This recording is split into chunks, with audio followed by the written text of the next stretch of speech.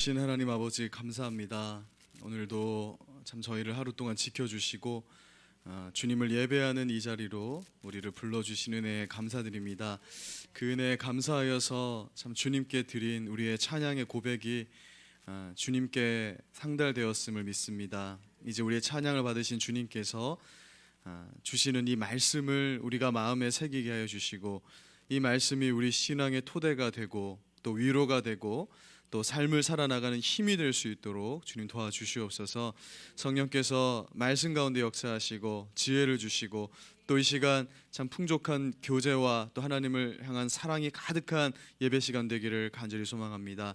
감사드리며 예수님의 이름으로 기도드립니다. 아멘. 우리 옆에 분들과 인사 한번 나누겠습니다. 당신을 보니 행복합니다. 감사합니다.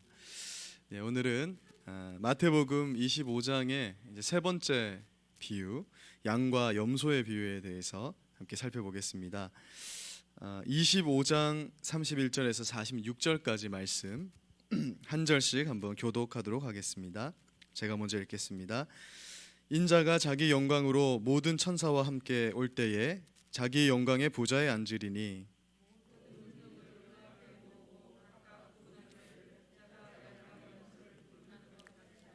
양은 그 오른편에 염소는 왼편에 두리라.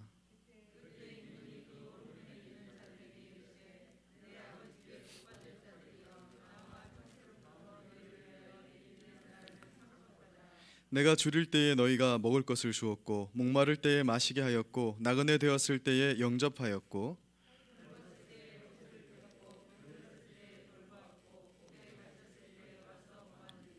이에 의인들이 대답하여 이르되 주여, 우리가 어느 때에 주께서 줄이신 것을 보고 음식을 대접하였으며 목마르신 것을 보고 마시게 하였나이까?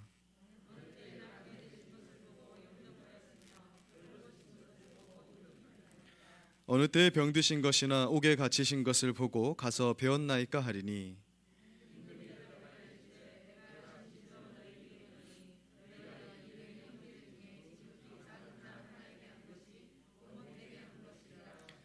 또 왼편에 있는 자들에게 이르시되 저주를 받은 자들아, 나를 떠나 마귀와 그 사자들을 위하여 예비된 영원한 불에 들어가라.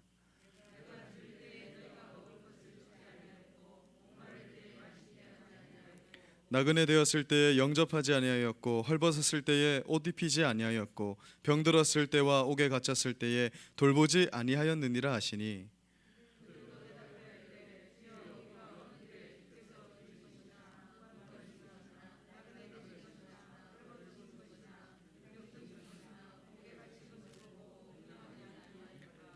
이에 임금이 대답하여 이르시되 내가 진실로 너희에게 이르노니 이 지극히 작은 자 하나에게 하지 아니한 것이 곧 내게 하지 아니한 것이라 하시니라.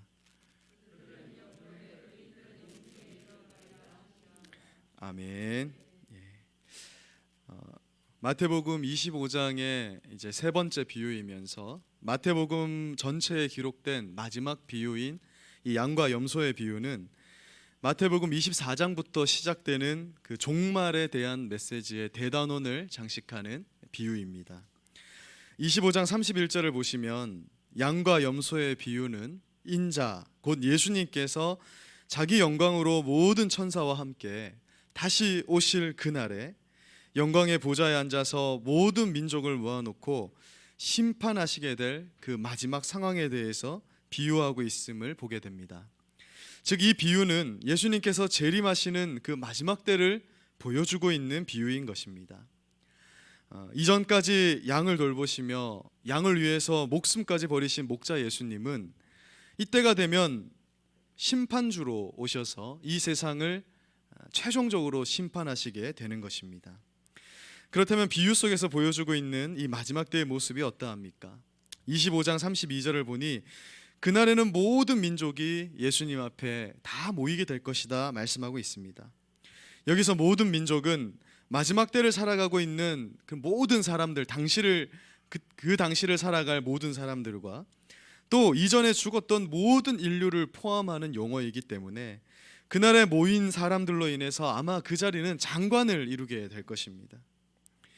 바다를 측량할 수 없듯이 그때는 수많은 사람들이 심판자 예수님 앞에 서게 될 것이에요. 한편 양과 염소의 비유는 마지막 심판의 날에 예수님께서 목자가 되어서 양의 무리에서 염소를 이렇게 골라서 갈라내듯이 우편에는 양과 같은 무리들을 모아놓고 좌편에는 염소와 같은 무리들을 구분하여 세워놓으실 것이라 그렇게 말씀하고 있습니다. 성경 전체가 주는 메시지를 볼 때 양의 수가 많을 것 같습니까? 염소의 수가 많을 것 같습니까? 네, 염소의 수가 아마 많을 것으로 보입니다. 왜냐하면 성경에 소개되는 심판의 때에 항상 의인은 죄인들보다 그 수가 작았기 때문이에요. 따라서 이 비유는 이 비유를 듣는 이 신자들의 신앙을 다시 한번 확인해 보게 하고 또 올바르게 세워지게 하는 그런 목적에서 쓰여진 비유라는 것입니다.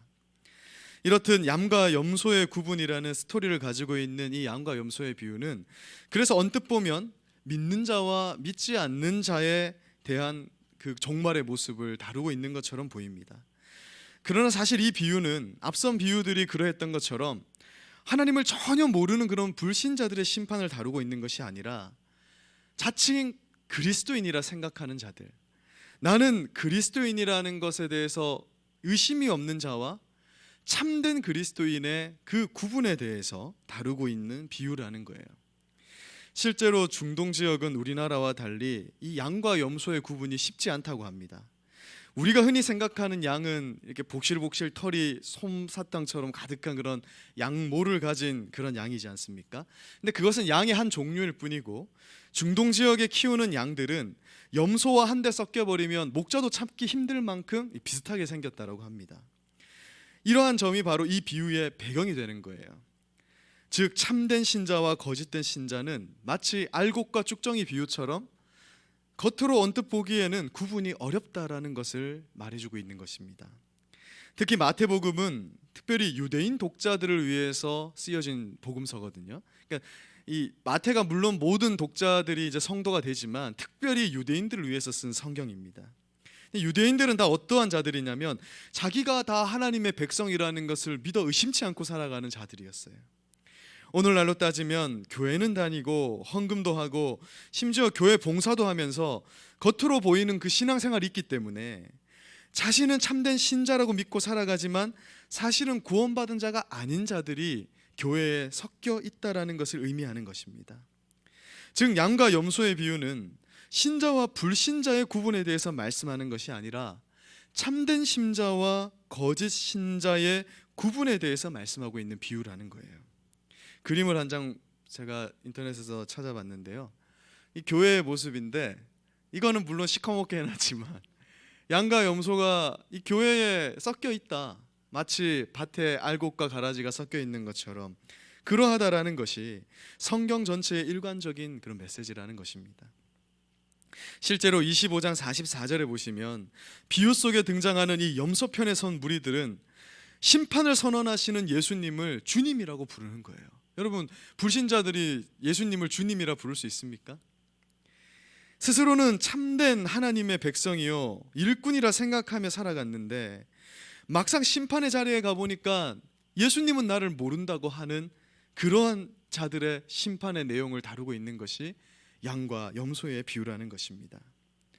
지난 시간에 우리가 이제 두 종의 비유 또 열처녀의 비유를 살펴보면서 마지막 때에 깨어있지 않은 자의 모습, 기름을 준비하지 않는 자의 그 어리석은 모습을 특징 짓는 것이 뭐라고 말씀드렸죠? 혹시 생각나십니까? 두 글자인데요. 외식이라고 말씀을 드렸잖아요. 그러니까 외식함이 그들이 심판받는 이유라고 말씀드렸었습니다. 그리고 이 외식하는 모습의 특징이 고스란히 양과 염소의 비유에서 나타나는 거예요. 외식이라는 건 뭐라고 말씀드렸습니까? 그 마음 중심에 실제적인 것은 없는데 껍데기만 있는 것이 외식이잖아요. 그러니까 오늘 이 양과 염소의 비유에서도 나타나듯이 그 마음 중심에 예수님은 없는데 겉모습만 종교인의 모습을 번지르르하게 가지고 있는 그러한 자들은 바로 염소의 편에 서 있는 무리로 비유되고 있다는 것입니다. 포도나무이신 예수님께 달려있지 않은 가지는 자기가 아무리 용을 써도 예수님의 생명이 절대 그 가지에게 전달될 수가 없는 것입니다.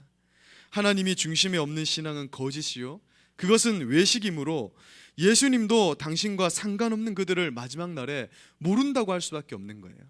예수님은 누구만 안다고 할 것이냐면 가지가 되어서 내게 붙어 있는 자들, 가지가 떨어져서 나와 상관없는 자들을 예수님은 진짜 몰라서 모른다고 하는 것이 아니라 그러한 자들을 나는 모른다라고 하신다라고 말씀하고 있는 것입니다. 실제로 우리가 이제 사실 24장부터 보면 좋았지만 이 마태복음 24장을 보면 예수님께서 예루살렘에 대한 멸망을 예언하시거든요. 그러다가 그 예루살렘 안에서 멸망당하는 자들이 대부분 누구냐면 자신은 하나님에게 선택받았다고 생각하는 유대인들이었다라는 거예요. 그래서 이 24장에 보면 예수님이 어떤 특징을 가지냐면 이 예루살렘의 멸망에 대해서 막 얘기하시다가 갑자기 또 세상 종말에 관한 얘기를 막 하시는 거예요. 그래서 우리가 24장을 읽다 보면 예수님이 이게 유대인들의 멸망을 얘기하는 건지 이 세상의 마지막 때의 멸망에 관해서 얘기하시는 건지 우리가 헷갈리게 됩니다. 근데 예수님이 의도적으로 이것을 둘을 병행해서 이것을 설명하시는데 그 이유가 뭐냐 하면 자신들은 하나님의 선택을 받은 자라고 굳게 믿고 살아가는 그 외식하는 유대인들의 멸망하는 모습이 실상 그 안에 예수님 없이 심판의 날에 멸망당하는 그런 거짓 선지자들의 모습을 보여주고 있기 때문에 이것을 교차하여서 보여주는 거예요. 자신은 하나님께로부터 구원받은 자, 나는 아브라함의 자손이니까 당연히 구원받을 것이라고 믿고 살아갔지만 예루살렘 성이 멸망할 때 그 멸망을 피하지 못했던 자들처럼 나는 예수님 믿고 살아간다, 나는 천국 갈 것이라 생각하고 살아가지만 실상은 그 안에 예수가 없고 외식하는 종교인이기 때문에 마지막 때에 염소편에 서게 될 자들에 대해서 양과 염소의 비유는 우리에게 경고하고 있는 것입니다. 우리가 양과 염소의 비유를 보면서 이러한 흐름을 놓쳐서는 안 되는 것입니다. 이제 비유의 내용을 한번 살펴보겠습니다. 마태복음 24장 34절 말씀 같이 한번 읽어보겠습니다. 시작.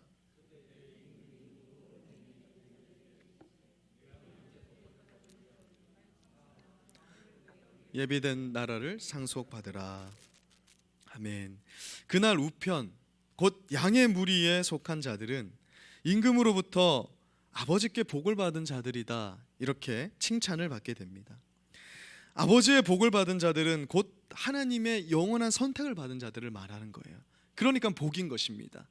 내가 한 것이 있어서 받은 것이 아니라 하나님이 이유 없이 우리를 구원하셨기 때문에, 선택하셨기 때문에 복이라고 말하고 있어요. 그리고 아버지로부터 복을 받은 자들에게 허락된 것은 다름 아닌 하나님의 나라라고 말씀합니다. 선택받은 자들이 누리게 될 복은 다름 아닌 아버지의 나라 자체를 그대로 상속받는 거예요. 조금 천국 가서 아파트 한 채 받고 집 한 채 받고 이 정도가 아니라 그 하나님의 나라 자체가 그들의 상속이 된다라고 말씀합니다. 우리는 하나님의 자녀로서 우리가 받은 복의 개념에 대해서 다 알지 못해요.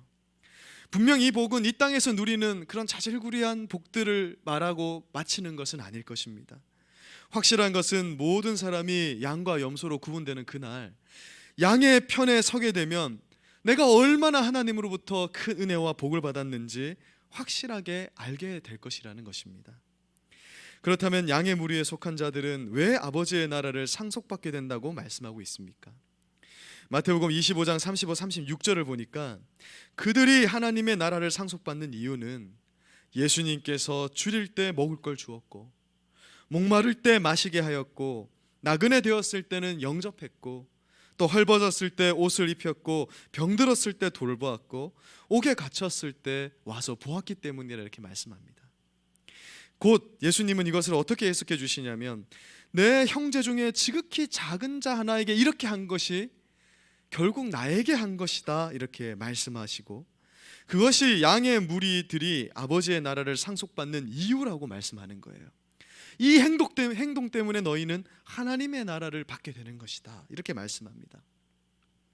그렇다면 여기서 예수님의 형제는 누구를 지칭하는 것일까요? 비유 속 예수님의 형제는 길가에서 만나는 연약한 사람, 병든 사람, 굶주린 사람, 물론 이런 사람들을 의미하는 것일 수도 있겠지만 엄밀히 말하자면 예수의 형제들은 주님의 뜻대로, 주님의 말씀대로 행하는 신자들을 일컫는 표현입니다. 예수님께서 마가복음 3장 35절에서 이렇게 말씀하시거든요. 누구든지 하나님의 뜻대로 행하는 자가 내 형제요 자매요 어머니다. 무슨 말씀이냐면 비유에 등장하는 형제 중에 지극히 작은 자는 특별히 주님의 뜻을 행하는 성도 중에 연약한 자, 우리 교회 안에 함께 그리스도인이 된 자 중에 연약한 자를 1차적으로 지칭하고 있다는 것입니다. 예수님은 하나님께 복을 받을 자들, 곧 의인들이 행하는 선행에 대해서 예수님을 믿고 따르는 자들에게 행한 선행이라고 못 박아 말씀하고 있는 것입니다. 다시 말해 이는 어느 누구에게나 행하는 이 선행이 아니라 특별하고도 분명히 정해진 나의 형제, 곧 믿는 자들 중에 지극히 작은 자들에게 베풀어진 선행이라고 말씀하고 계신 거예요. 따라서 우리는 특별히 그리스도를 머리로 한 이 몸된 교회에 연약한 성도들에게 선을 행할 수 있어야 되는 것입니다. 이것은 해도 되고 안 해도 되는 규정이 아니라 우리에게 이 양의 편의 선자들에게는 반드시 나타나야 되는 하나의 현상처럼 예수님은 말씀하고 있는 것입니다. 왜냐하면 이렇게 행하지 않는 자들에게는 하나님의 나라가 허락되지 않거든요. 무슨 말이냐면 예수님이라는 나무에 붙어 있는 자들, 깨어 있는 자들, 참된 신앙인들은 연약한 주의 형제들을 돌보는 모습이 반드시 나타난다, 이렇게 말씀하는 것이에요. 그러므로 이 비유는 거룩한 선행을 하도록 격려하는 비유가 아닌 것입니다. 예전에는 이런 해석들을 우리가 참 많이 했었어요. 가난한 자들을 잘 돌보면 선행 많이 하면 천국 간다. 근데 이것은 기독교 진리가 아닌 것이죠. 가난한 자들에게 선행을 해야 하나님 나라에 갈 수 있다라는 비유가 아니라 이 비유는 하나님께 복을 받은 자들과 저주를 받은 자들을 구별하는 어떤 근거가 있는데 그것은 우리의 선행을 누구에게 행했는가에 달려있는 것임을 말씀해주고 있다는 것입니다.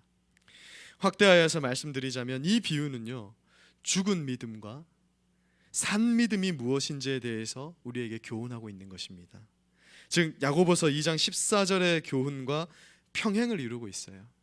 우리 야고보서 2장 14절 말씀 같이 한번 읽어보겠습니다. 시작.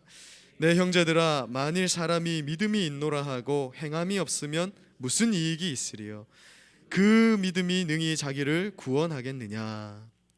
즉 행함이 없는 믿음은 죽은 믿음이라 구원에 이르지 못하는데 산 믿음을 가진 자들에게는 동전의 양면과도 같이 어떤 모습이 나타나냐면 형제 사랑의 모습이 나타난다, 그렇게 말씀하고 있는 것입니다. 믿음과 행함은 두 가지가 아니라 하나라고 말씀하는 것이에요. 의로운 자는 믿음과 행함을 동시에 가진 자지 이것을 떨어뜨려 생각할 수 없는 것이라 말씀하고 있는 것입니다.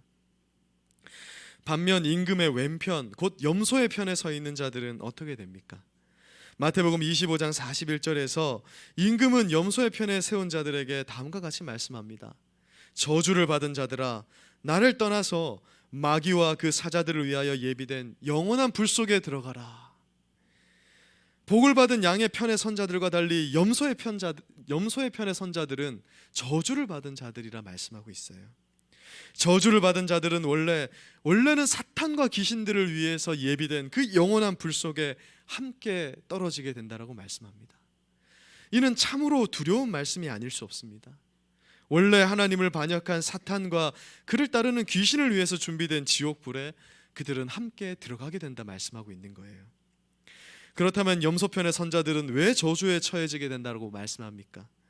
마태복음 25장 42, 43절 말씀처럼 그 이유는 예수님께서 주실 때 먹을 걸 주지 않았고, 목마를 때 마시게 하지 않았고, 나그네 되었을 때 옷 입히지 아니하였고, 병들었을 때와 옥에 갇혔을 때 돌보지 않았기 때문이라 말씀합니다. 이 말은 무슨 말이냐면 예수의 형제 중에 지극히 약한 자를 돌본 적이 없는 것이 그들의 심판의 이유라고 말씀하는 거예요. 교회 안에서 힘들어하고 있는 지체를 보면서도 그들을 돌보지 않는 자들은 하나님 나라의 상속을 받은 자들이 아니다라고 말씀하고 있는 것입니다. 한 몸이 되었는데 어찌 내 몸의 일부가 아프고 병든 것을 그냥 둘 수 있겠습니까? 사람 중에 내 팔이 아프고 어깨가 아프고 다리가 아픈데 너는 아프든 말든 상관없다 하면서 살아가는 사람이 어디 있냐는 것이죠. 아픈 것이 있으면 치료하고 돌보고 더 관심을 두는 것이 바로 그것이 내 몸의 일부이기 때문에 그렇게 한다라는 것입니다. 이런 모티브로 보자면 예수 안에서 한 형제 자매된 자들의 아픔과 슬픔은, 그리고 그 곤고함을 돌보지 않는 것은 자기 몸을 돌보지 않는 것과 같은 것이고, 마지막 날에는 예수님과 상관없는 자로 여김을 받는 것이 당연한 이치가 되는 것입니다. 왜냐하면 예수님과 한 몸이 되었는데 나는 그 몸이 아픈데 그 아픔을 느끼지 못한다라는 것은 내가 예수의 몸의 지체가 아니라는 것을 의미하는 것이기 때문이 아니겠습니까? 특별히 우리가 돌봐야 할 이 예수의 형제들이 비유에서는요, 예전 이제 번역으로는 소자, 오늘날 번역에서는 이 작은 자로 표현이 되고 있습니다. 이는 우리 각자는 예수님을 머리로 한 이 몸의 지체인데 각 기관이기 때문에 작은 자로 표현이 되는 거예요. 우리는 그분의 몸의 각 지체라는 것입니다. 예수님을 머리로 하는 교회라는 몸의 각 기관이라는 것이에요. 십자가를 통과한 자들은 예외 없이 그분의 몸의 지체가 되는 것입니다. 이 지체들은 그 각 부분이 전체가 아니고 전체를 구성하는 그 부속이기 때문에 작은 자가 되는 것입니다. 이는 가치가 작다라는 것이 아니라요, 항상 우리의 대표는 머리이신 예수님이 되는 것이고, 우리는 그 몸의 각 지체로서 작은 자라는 그런 의미를 말씀하고 있는 것입니다. 예를 들면 손흥민이 이제 좀 있으면 이제 축구 다시 시작되는데요, 골을 탁 넣었는데 다음날 신문 기사에 골을 넣은 손흥민 발을 이렇게 사진을 찍어놓고 그 발을 영광스럽게 하는 경우가 있느냐는 것이에요. 발이 넣었지만 반드시 신문에는 뭐가 나오죠? 손흥민의 얼굴이 나오는 것입니다. 골을 넣은 손흥민의 발이 주목받는 일은 없다라는 것이죠. 그런 의미에서 예수님은 영광 받으시고 우리는 그 몸의 지체라는 의미에서 우리는 작은 자가 되는 것입니다. 우리가 마태복음 25장 비유를 살펴보면서 놓치지 말아야 하는 것이 바로 이것이에요. 이것이 25장 전체를 관통하는 그런 내용이거든요. 십자가를 통과한 자들은 예수님을 머리로 한 그 몸의 각 지체라는 것입니다. 너희는 그것을 인식하고 살라는 거예요. 교회라는 이름으로 묶여있는 성도들은 예수님을 머리로 한 하나의 몸이기 때문에 서로 연합하고 피차 복종해야 되는 그런 관계성이라고 말씀하고 있는 것입니다. 그것이 마지막 때에 양의 편에 서게 된 자들의 특징이라고 말씀하고 있습니다. 에베소서 5장 21절의 말씀과 같이 우리는 그리스도를 경외함으로 서로 간에 피차 복종해야 되는 존재라는 것이에요. 머리이신 예수님께는 복종하면서 우리 각 지체끼리는 서로 간에 피차 복종하는 것입니다. 따라서 교회 안에서 한 몸이 된 지체끼리 서로 다투거나 우월을 경쟁하는 일은 있을 수 없는 거예요. 우리 찬양을 인도하시는 분들이 A 찬양자가 더 찬양을 잘하네, B 찬양자가 더 찬양을 잘하네, 이런 것은 교회에 있을 수가 없다라는 것입니다. 한 몸 안에서 한 몸이 된 지체끼리 어떻게 우열하는 경쟁이 있을 수 있느냐는 것이에요. 한 몸이 서로 경쟁하면 그 몸은 죽는 것입니다. 손이 입더러 야 너는 왜 맨날 받아 먹기만 하냐, 나 너한테 음식 주기 싫다, 이렇게 하면 그 몸이 죽는 거예요. 손도 같이 죽는 것이 아니겠습니까? 그것이 사도 바울이 서신서에서 말씀하는 그 한 몸의 비유가 전달하는 메시지였잖아요. 즉 성경이 교회 안에 있는 성도들을 한 몸이라고 지칭하는 이유는 성도들은 서로 경쟁적일 수 없음을 말하는 것입니다. 내가 좀 더 잘났다고 교만해질 수 없는 거예요. 잘나면 함께 잘나는 것이고요, 못나면 함께 못나는 것입니다. 그저 서로 복종하며 서로 상대를 위해 노력하는 것이 양의 편에 선 자들의 특징이라는 거예요. 그런데 교회 안에도 가라지들이 있어서 그 가라지들은, 그 염소편의 선자들은 어떻게 행동하냐면 자신들이 높아지고자 한다는 것입니다. 십자가를 통과한 자들의 신앙은 피차 복종하고 다른 기관을 세워준다는 것을 말씀하고 있습니다. 교회의 한 지체로서 자신을 이해한 자들은 혼자 신앙생활을 할 수 없고 한 몸 된 연약한 성도들을 감싸주고 싸매주고 세워주면서 연합하게 되어 있는 것이다, 그렇게 말씀하고 있습니다. 그리고 무엇보다 그 일을 하고서도 그 일의 공을 자신에게 돌리지 않는 자들이 양의 편에 선 자들의 특징으로 나타나고 있습니다. 마지막 때에 양의 무리에 선 자들의 고백을 한번 보십시오. 마지막 심판대 앞에서 이것이 우리의 대답이 되어야 할 줄로 믿습니다. 우리 함께 마태복음 25장 37, 39절 말씀을 읽어보겠습니다. 시작.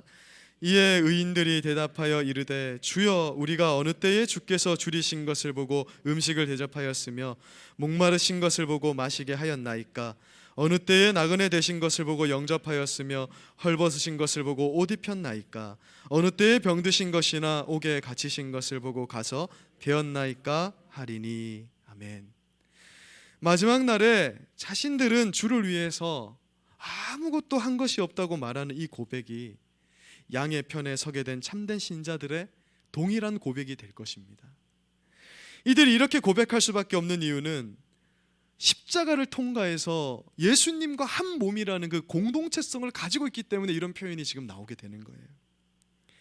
이들이 이렇게 고백하는 것은요, 이 배고픈 자들, 목마른 자들, 나그네 된 자들, 헐벗은 자들, 병든 자들, 옥에 갇힌 자들을 돌본 것은, 이것은 다른 사람을 도운 것이 아니라 내 몸의 지체를 돌본 일이 되기 때문에 이것은 내가 마땅히 해야 할 일을 한 것이지 어떻게 이것이 우리가 칭찬받는 일이 되는 것입니까? 라는 고백이 그들 속에 들어있는 거예요.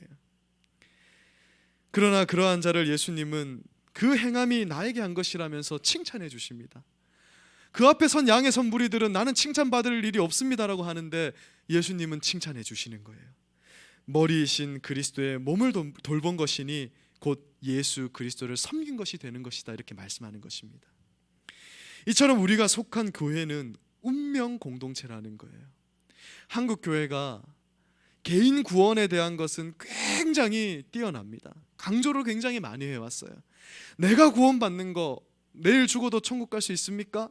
아멘 하는 거, 이것은요 정말 너무나 훈련이 잘 돼 있고 성경 공부가 잘 돼 있어요.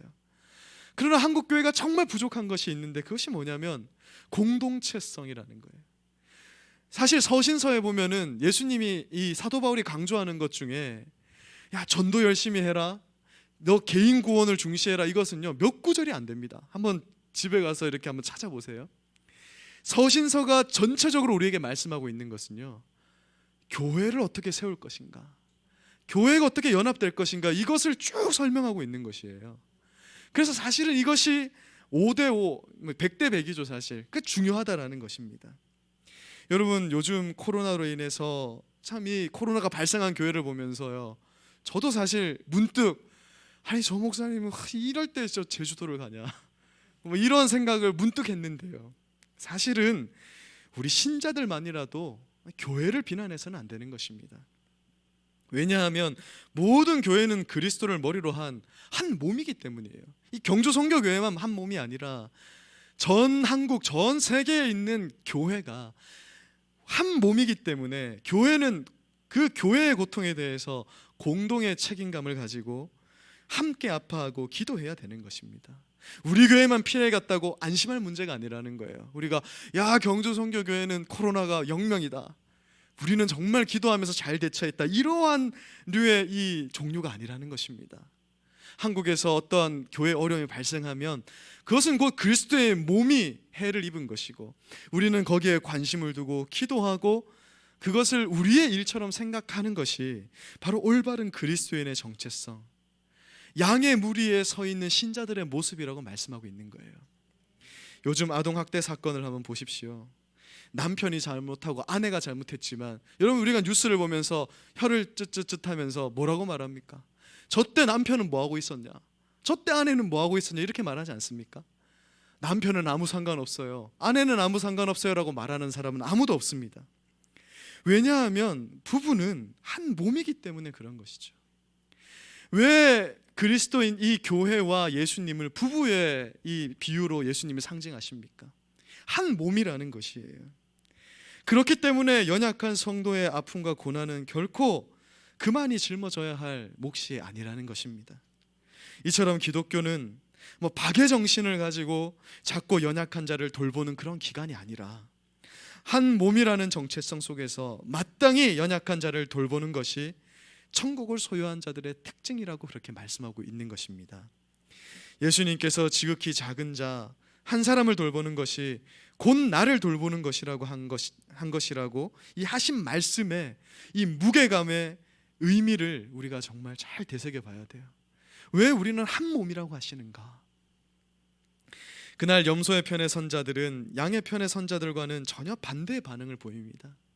그들은 뭐라고 말하냐면, 우리가 언제 주께서 줄이실 때, 목마르실 때, 나그네 되었을 때, 헐벗었을 때, 병들었을 때, 옥에 갇혔을 때 우리가 공양하지 않았습니까? 이 말은 무슨 말이냐면, 우리가 얼마나 주의 일을 열심히 했는데, 우리가 얼마나 교회 봉사를 열심히 했는데, 내가 헌금도 하고 11조 하나 빠짐없이 했는데 주님 어떻게 나를 모른다고 하십니까? 그 말이 되는 것이에요. 어쩌면 염소의 편의 선자들이 더 많은 선행을 베풀고 살았을 수도 분명히 있습니다. 그러나 그들에게는 가장 중요한 예수 그리스도가 없었습니다. 즉 그들은 외식하는 자들이었다라는 거예요. 내 힘으로, 내 의지로, 나의 공로로 하나님의 나라를 상속받으려 하는 자들은 예수님을 필요로 하지 않기 때문에 어쩌면 그들은 일평생 교회를 다니면서도 단 한순간도 예수님을 필요로 하지 않은 자들이었을 것입니다. 그들은 예수님과 상관없이 살아가는 자들이었어요. 그러나 사도행전 4장 12절은 분명히 말씀합니다. 다른 이로서는 구원을 받을 수 없으니 천하 사람 중에 구원받을 만한 다른 이름을 우리에게 주신 일이 없음이라. 아멘. 이처럼 불신자들은 각자 자기가 잘났고 자기가 대표자가 되어서 살아가는 자들입니다. 자기가 신이고 왕이 된 자들이에요. 그러나 믿는 자들은 예수님께 묶여서 예수님이 머리이심으로 오직 나의 자랑은 예수 그리스도인 자들이 되는 것입니다. 그래서 우리는 감춰져 있는 거예요. 우리가 하는 일은 작은 일이 되는 것입니다. 은사를 받아서 엄청난 사역을 하고 있고 내가 교회에서 아무리 많은 일을 해도 우리는 철저하게 감춰져야 됩니다. 항상 드러나는 건 머리이신 예수님이 드러나야 되는 거예요. 손흥민이 골을 잘 넣는데 위장이 소화를 잘 시켜줘서 정말 위장이 대단하다, 이런 것은 없는 거예요. 항상 영광은 손흥민의 머리가 받는 것입니다. 우리가 예수님의 속해 있는 자라면 그렇게 되어야 하는 것입니다. 혹시 이렇게 말씀드려서 기분 나쁘신 분이 있습니까? 이것이 십자가를 통과한 양의 편에 선 자들의 복된 모습이라는 거예요. 그러면 이것으로 끝나는 것이 아니라 하나님 앞에, 예수님 앞에 서게 될 때 예수님이 그 모습을 반드시 칭찬해 주실 것이다. 이 땅에서 그렇게 예수님을 높이고 산 너희, 연약한 지체들을 돌보고 산 너희들을 하나님의 나라 자체를 내가 상속해 줄 것이라고 오늘 비유는 말씀하고 약속하고 있는 것입니다. 말씀을 마무리하겠습니다. 우리는 모두 오늘 비유의 말씀과 같이 심판의 날, 예수님께서 심판주로 오실 때 한 사람도 빠짐없이 예수님 앞에 서게 될 것입니다. 그때 우리는 반드시 양의 편에 서 있어야 될 것이에요. 그래서 양의 편에 서서 항상 예수님이 머리가 되어서 살아왔기 때문에 예수님이 이것저것 칭찬하지만, 예수님, 우리는 다 마땅히 할 일을 했습니다. 우리 교회의 누구누구 집사님, 누구누구 장로님, 누구누구 권사님, 누구누구 형제를, 누구누구 자매를 돌본 것은 내 몸의 지체이기 때문에, 주님 주신 은혜 때문에 내가 돌본 거지, 주님 그거 칭찬하지 마십시오, 이렇게 말하는 자들이 되어야 됩니다. 거기 가가지고 예수님 내가 이것도 하고 왔죠, 저것도 하고 왔죠, 칭찬 좀 많이 해주세요 하는 것은 참 그때 가면 심각해지는 일이 될 것이라고 말씀하고 있습니다. 오늘 비유를 통해서 예수님은 그 행함 중에 예수님의 형제들, 곧 교회에서 지극히 작은 성도를 돌보는 것이 예수 그리스도의 은혜로 사는 자들의 특징이라고 분명히 말씀하고 있습니다. 우리가 이제 마태복음 25장의 비유를 마무리하면서요, 마지막 때에 깨어있는 모습, 기름을 준비하는 모습, 충성된 자의 모습은 무엇인지 이제 확실하게 오늘 마음에 새기시기 바랍니다. 예수의 형제, 한 몸을 세우는 거예요. 이 교회를 세워나가는 것, 연약한 지체가 있으면 나의 일로 여기고 돌보는 것, 그것에 대해서 경각심을 가지고 살아가는 것, 그것이 마지막 때에 깨어있는 자의 모습이고 충성된 자의 모습이고 양의 편에 선 자들의 모습임을 마태복음 25장의 비유들이 우리에게 말씀하고 있습니다. 예수님께서 다시 오시는 마지막 날, 예수님만을 의지하여서 양의 편에 서게 되시는 우리 모든 성도님들 되시기를 주님의 이름으로 축복합니다. 제가 기도하고요, 오늘 주님 한 분만을 위하여 같이 한번 찬양하고 같이 한번 기도하는 시간 가지겠습니다. 사랑하는 하나님 아버지, 감사합니다. 우리가 마태복음 25장의 비유들을 쭉 살펴보면서 참된 그리스도인은 어떠한 모습인지 참 되새겨보게 됩니다. 양과 염소가 구분되기 어렵고 참 알곡과 죽정이가 구분되기 어려운 것처럼 이 땅에서는 우리의 모습이 작은 일이요 드러나기 어렵지만 하나님 다 보고 계시고 우리가 깨어있기를 촉구하시는지를 오늘 말씀을 통해 배우게 됩니다. 오늘 말씀처럼 우리가 정말 이 시대에 깨어서 이 교회를 세우고 주의 연약한 지체들을 돌보면서 이 땅에 충성된 자로 살아가다 주님을 만나게 되는 우리 모든 성도님들이 될 수 있도록 도와주시고 하나님 나라를 상속받는 그 복이 우리 성도님들에게 충만하게 넘치도록 성령 하나님 약속하여 주시고 또 오늘 드리는 우리의 기도에 응답하시고 주님의 자녀로서 드리는 우리의 모든 헌신과 기도를 주님 받아주시기를 간절히 기도합니다. 감사드리며 예수님의 이름으로 기도드립니다. 아멘.